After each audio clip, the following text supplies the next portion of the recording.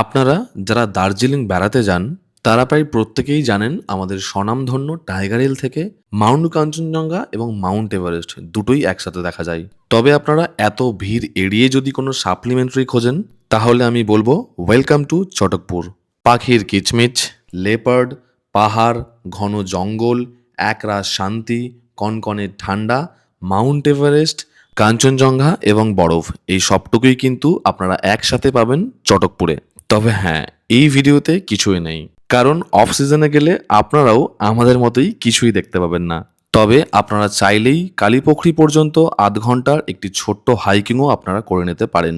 দার্জিলিংয়ের থেকে বেশি উচ্চতায় অবস্থিত হওয়ার কারণে কোনো কোনো বছর এই গ্রামে বরফ পড়ে। 15ই জুন থেকে 15ই সেপ্টেম্বর চটকপুর থাকে বন্ধ। থাকার জন্য আপনারা WBFDCর এই ইকোহাটটি দেখতে পারেন। তবে আমরা ছিলাম নরবু হোমস্টেতে, সেটা নিয়ে থাকছে পরের শর্টসে। আরও বিশদে জানতে চটকপুর নিয়ে আমার পুরো ভ্লগগুলি দেখতে পারেন।